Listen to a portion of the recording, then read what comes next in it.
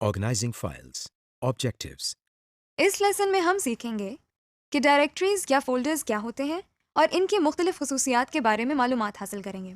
आमतौर पर इस्तेमाल होने वाली मुख्तलिफ फाइल्स की इकसाम के बारे में सीखेंगे और ये भी सीखेंगे कि इन फाइल्स की क्या खसूसियात होती हैं। फाइल्स और डायरेक्टरीज को रीनेम करना सीखेंगे। हम ये भी सीखेंगे कि किसी फाइल को किस तरह कॉपी करके किसी दूसरी जगह पर सेव किया जा सकता है और किसी फाइल का बैकअप कैसे लिया जाता है, किसी फाइल को किस तरह डिलीट किया जाता है और डिस्क को किस तरह फॉर्मेट किया जाता है और किसी गुमशुदा फाइल को किस तरह सर्च किया जाता है। Directories, folders, attributes. अब हम देखते हैं कि हम एक नई डायरेक्टरी या फोल्डर किस तरह बना सकते हैं। इसके लिए हम सबसे पहले अपने डेस्कटॉप पर राइट क्लिक करते हैं। हमारे सामने एक लिस्ट आ गई है। इस लिस्ट में से हम न्यू पर अपना माउस ले जा रहे हैं, जैसा कि आप देख रहे हैं। इस नई आने वाली लिस्ट में आप बहुत से आइकॉन्स बने हुए देख सकते हैं। इस लिस्ट में सबसे ऊपर आप फोल्डर लिखा हुआ देख सकते हैं। इस पर क्लिक करने से हमारे सामने एक फोल्डर बन गया है। इसी तरह हम इस नए बनाए गए फोल्डर को डबल क्लिक करके ओपन करते हैं। इस फोल्डर के अंदर हम राइट क्लिक करते हैं तो हमारे सामने वही लिस्ट दोबारा आ जाती है। इस लिस्ट में से हम फिर से न्यू पर अपना माउस लेकर जाते हैं तो हमारे सामने वही आइकॉन्स वाली लिस्ट दोबारा आ जाती है। इस तरह हम एक फोल्डर के अंदर मजीद फोल्डर्स बना सकते हैं। अब हम किसी फोल्डर की प्रॉपर्टीज देखना सीखते हैं। सबसे पहले हम उस फोल्डर पर राइट क्लिक करते हैं। सामने आने वाली लिस्ट में हम सबसे आखिरी ऑप्शन जिस पर प्रॉपर्टीज लिखा है उस पर क्लिक करते हैं। प्रॉपर्टीज पर क्लिक करते ही हमारे सामने एक विंडो खुल गई है। ये विंडो हमारे बहुत काम की विंडो है। आप देख सकते हैं कि इस विंडो के टाइटल बार में फोल्डर के नाम के साथ प्रॉपर्टीज लिखा है। इस विंडो में आप एक फोल्डर का निशान बना हुआ देख रहे हैं। इस फोल्डर के निशान के सामने इस फोल्डर का नाम लिखा हुआ है।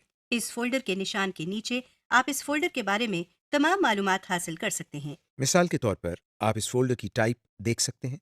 इसके अलावा आप इस फोल्डर की अपने कंप्यूटर पर लोकेशन भी देख सकते हैं, यानी ये फोल्डर आपके कंप्यूटर पर कहाँ पड़ा हुआ है।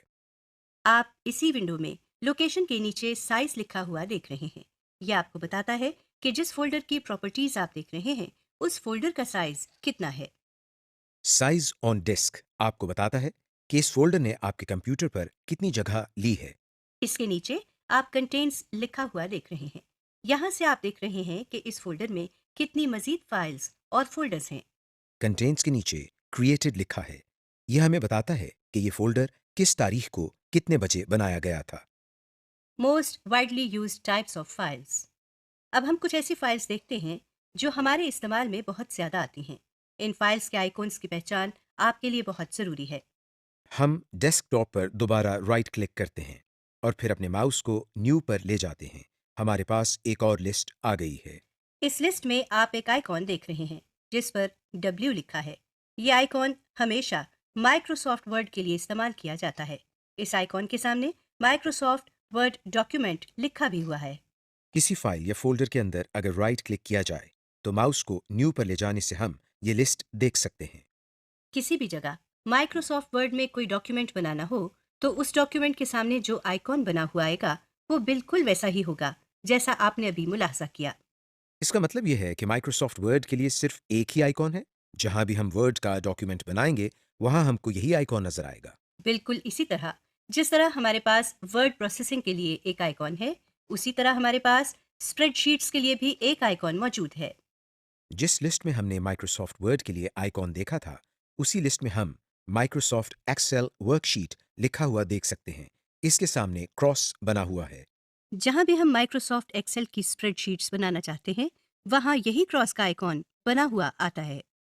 स्प्रेडशीट्स और वर्ड प्रोसेसिंग की तरह डेटाबेसेस के लिए भी हमारे पास एक आइकॉन है।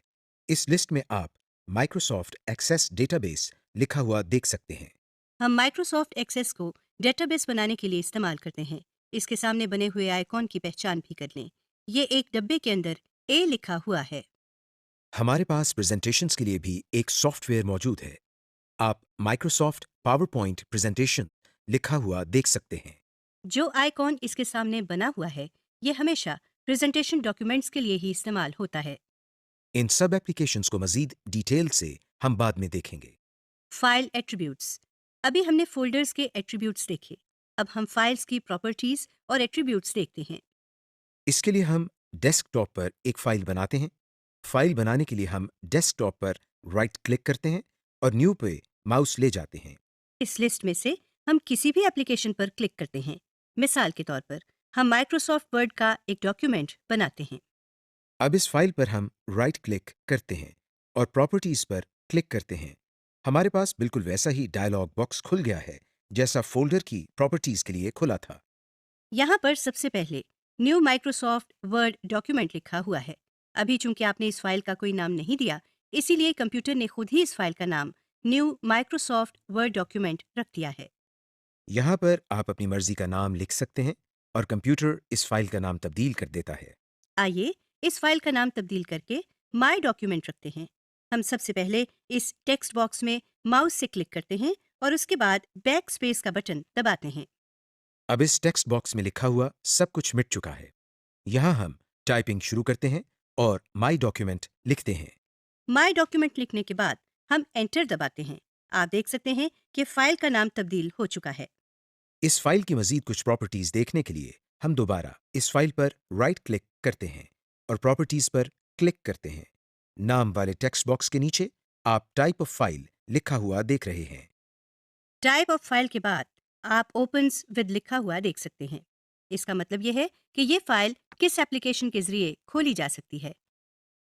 बाकी तमाम लेबल्स वही हैं, सिर्फ आखिर में आप क्रिएटेड के लेबल के अलावा मॉडिफाइड और एक्सेस्ड का लेबल देख सकते हैं। मॉडिफाइड का मतलब होता है तब्दील करना। अगर आपने अपनी फाइल्स में कोई तब्दीली की हो, तो जिस तारीख को आप फाइल में तब्दीली करेंगे वो तारीख यहाँ लिखी हुई आएगी। एक्सेस्ड के लेबल से आप देख सकते हैं कि इस फाइल को आखिरी दफा कब खोला गया था। बाकी तमाम लेबल्स वही हैं जो आप पहले पढ़ चुके हैं। Renaming files and directories folders. कई दफ़ा आपको अपनी फाइल का नाम तब्दील करना पड़ता है, मगर फाइल का नाम तब्दील कैसे किया जाए ये हम सीखते हैं। हमने अभी जो फाइल बनाई थी और जिसका नाम माई डॉक्यूमेंट रखा था, हम इसका नाम तब्दील करते हैं। इसके लिए हम इस फाइल पर राइट क्लिक करते हैं। अब इस मेन्यू में हम प्रॉपर्टीज के ऊपर मौजूद रीनेम वाले आइटम पर क्लिक करते हैं। आप देख सकते हैं कि रीनेम पर क्लिक करते ही इस फाइल का नाम सेलेक्ट हो गया है और नाम के आगे एक कर्सर भी बना हुआ आ रहा है। अब इस फाइल का जो भी नाम देना है वो यहाँ टाइप करते हैं। आप देखें, हम यहाँ फर्स्ट डॉक्यूमेंट लिख रहे हैं। नाम लिखने के बाद हम एंटर दबाते हैं। इसी तरह कोई भी फाइल जो डेस्कटॉप पर हो या किसी और फोल्डर में, उस पर राइट क्लिक करके रीनेम के जरिए हम इस फाइल या फोल्डर का नाम तब्दील कर सकते हैं। सिलेक्टिंग फाइल्स, ये तो आप जानते ही हैं कि किसी आइकॉन पर क्लिक करने से वो आइकॉन सिलेक्ट हो जाता है। अब हम सीखते हैं कि अगर हमने एक से ज्यादा आइकॉन्स को सिलेक्ट करना हो तो हम क्या करें। अगर हमने इन आइकॉन्स को सिलेक्ट करना हो जो इकट्ठे पड़े हुए हैं, तो एक से ज्यादा आइकॉन्स को सिलेक्ट करने के लिए शिफ्ट के बटन के साथ एरो कीज का इस्तेमाल करते हैं। इसी तरह अगर हम चाहते हैं कि उन आइकॉन्स को सिलेक्ट करें जो इकट्ठे नहीं पड़े हुए, तो हम शिफ्ट के बजाय कंट्रोल की इस्तेमाल करते हैं और माउस से उन आइकॉन्स को सिलेक्ट कर लेते हैं। Copy and paste files. अब हम एक बहुत ही मजेदार और इंटरेस्टिंग चीज देखते हैं। हम एक ही फाइल की जितनी चाहें कॉपीज बना सकते हैं। इसके लिए हम आइकॉन पर राइट क्लिक करते हैं और फिर कॉपी पर क्लिक करते हैं। अब जहां हम इस फाइल को पेस्ट करना चाहते हैं, वहां पर जाकर हम राइट क्लिक करते हैं और मेन्यू में से पेस्ट पर क्लिक करते हैं। आप देख सकते हैं कि स्क्रीन पर एक और आइकॉन बना हुआ आ गया है, जिसके नाम में फाइल के नाम के बाद कॉपी भी लिखा हुआ है, जिसका मतलब है कि हमने अपनी फाइल की एक और कॉपी बना ली है। Make backup copies. अगर हम अपनी फाइल को अपने कंप्यूटर पर भी रखना चाहें और इस फाइल को किसी यूएसबी में भी महफूज करना चाहें, तो इसके लिए भी हमारे पास एक बहुत ही आसान तरीका है। सबसे पहले आप यूएसबी को कंप्यूटर की यूएसबी पोर्ट में लगाएं। अब जिस तरह हमने एक फाइल अपनी मर्जी के फोल्डर में सेव की थी, उसी तरह हम किसी भी फाइल को यूएसबी में भी सेव कर सकते हैं। सबसे पहले हम फाइल को कॉपी करेंगे। अब हम कंप्यूटर की विंडो खोलेंगे। इसमें आप अपने सामने रिमूवेबल डिस्क लिखा हुआ देख रहे हैं। यूएसबी चूंकि ऐसी डिस्क है जो आसानी से कंप्यूटर के साथ लगाई और उतारी जा सकती है, इसलिए कंप्यूटर इसको रिमूवेबल डिस्क से जाहिर करता है। इस पर डबल क्लिक करके ओपन कर लें। अब कॉपी की हुई फाइल को यूएसबी में सेव करने के लिए हम यहाँ पर राइट क्लिक करते हैं और पेस्ट पर क्लिक करते हैं। दूसरे तरीके में हम फाइल को कॉपी किए बगैर यूएसबी ड्राइव में महफूज करते हैं। जिस फाइल की हम कॉपी बनाना चाह रहे हैं, हम इस फाइल पर राइट क्लिक करते हैं और अपने माउस पॉइंटर को सेंड टू पर लेकर जाते हैं। अब जो मेन्यू हमारे सामने है उसमें हम रिमूवेबल डिस्क पर क्लिक करते हैं। इस पर क्लिक करते ही हमारी फाइल यूएसबी में जाना शुरू हो गई है। फाइल को कॉपी करने से हम एक ही फाइल को दो जगह महफूज कर सकते हैं। अगर हम चाहें कि हम अपनी फाइल को एक फोल्डर से निकालकर दूसरे फोल्डर में महफूज करना चाहें तो हम फाइल को कॉपी करने के बजाय कट करते हैं। फाइल पर राइट क्लिक करके हम कट पर क्लिक कर रहे हैं। अब जहां इस फाइल को हम पेस्ट करना चाहते हैं वहां जाकर हम पेस्ट पर क्लिक कर देते हैं। Delete files from folders. कई दफ़ा ये भी होता है कि आपके कंप्यूटर पर कोई ऐसी फाइल पड़ी होती है जो आप मज़ीद इस्तेमाल नहीं करना चाहते और बेवजह आपके कंप्यूटर पर मेमोरी इस्तेमाल हो रही होती है। इसलिए आप उन फाइल्स को अपने कंप्यूटर से निकालना या डिलीट करना चाहते हैं। ऐसा करने के लिए हम क्या करते हैं, आइए देखते हैं। जिस फाइल को हम डिलीट करना चाह रहे हैं इस पर राइट क्लिक करके हम डिलीट पर क्लिक करते हैं। डिलीट करते ही हमारे सामने एक मैसेज आता है जिसमें कंप्यूटर हमसे पूछता है कि क्या हम वाकई फाइल को डिलीट करना चाहते हैं या नहीं। अगर हम यस पर क्लिक करें तो फाइल हमारे फोल्डर से निकलकर रिसाइकिल बिन में चली जाती है, और अगर हम नो पर क्लिक करें तो कंप्यूटर इस फाइल को डिलीट नहीं करता। इस वक्त हम यस पर क्लिक कर रहे हैं। फाइल को डिलीट करने के लिए हम उस पर सिंगल क्लिक करने के बाद कीबोर्ड से डिलीट का बटन भी दबा सकते हैं। जिस तरह हम एक फोल्डर में से किसी फाइल को डिलीट करते हैं उसी तरह हम पूरे फोल्डर को भी डिलीट कर सकते हैं। फोल्डर पर राइट क्लिक करके हम डिलीट पर क्लिक करते हैं। कंप्यूटर एक दफा फिर पूछता है कि क्या हम वाकई फाइल को डिलीट करना चाहते हैं या नहीं। हम यस पर क्लिक करते हैं क्योंकि हम इस फोल्डर को डिलीट करना चाहते हैं। फॉर्मेट ए ड्राइव। अब हम एक बहुत ही मुनफरिद और दिलचस्प काम सीखते हैं। ये तो आप जानते ही हैं कि यूएसबी क्या होती है। यूएसबी पर आप अपना किया हुआ काम महफूज करके कहीं भी ले जा सकते हैं। मगर ये भी तो हो सकता है कि आपकी यूएसबी पर जो काम आपने महफूज किया है उससे यूएसबी पूरी भर चुकी है और अब आपको उस महफूज किए हुए काम की ज़रूरत भी ना हो। इस तरह की सिचुएशन में आपको यूएसबी से डेटा को डिलीट करना पड़ता है या फिर यूएसबी फॉर्मेट करनी पड़ती है। आइए देखते हैं कि फॉर्मेट कैसे करना है। सबसे पहले हम अपनी यूएसबी को कंप्यूटर के साथ अटैच करते हैं। अब हम डेस्कटॉप पर बने हुए कंप्यूटर के आइकॉन पर डबल क्लिक करते हैं। आपके सामने जो विंडो आई है उसमें आप कुछ आइकॉन्स बने हुए देख सकते हैं। उनमें से एक आइकॉन पर रिमूवेबल डिस्क लिखा हुआ देख सकते हैं। इसी आइकॉन पर हम राइट क्लिक करते हैं। आप अपनी स्क्रीन पर एक मेन्यू देख सकते हैं। इस मेन्यू में एक फॉर्मेट का आइटम भी मौजूद है। हम इस आइटम पर क्लिक करते हैं। हमारे सामने एक छोटा सा डायलॉग बॉक्स आ गया है। इसमें कैपेसिटी के नीचे एक ड्रॉप डाउन मेन्यू है जहां से आप इस यूएसबी का साइज सेलेक्ट कर सकते हैं। अमूमन आपको साइज सिलेक्ट करने की जरूरत नहीं पड़ती, कंप्यूटर खुद ही सही साइज सिलेक्ट कर देता है। बाकी दोनों ड्रॉप डाउन मेन्यूज के बारे में हम बाद में आपको बताएंगे। वॉल्यूम लेबल के नीचे रिमूवेबल डिस्क लिखा हुआ है। इसको मिटाकर आप अपनी मर्जी से इसका नाम माई यूएसबी टाइप करते हैं। फॉर्मेट ऑप्शंस के नीचे क्विक फॉर्मेट पहले से ही सिलेक्टेड है। फॉर्मेटिंग शुरू करने के लिए हम सबसे नीचे बने हुए स्टार्ट के बटन पर क्लिक करते हैं तो कंप्यूटर हमें एक वार्निंग देता है कि अगर आपने यूएसबी फॉर्मेट की तो इसमें मौजूद सारी फाइल्स और फोल्डर्स डिलीट हो जाएंगे। हम ओके का बटन प्रेस करते हैं।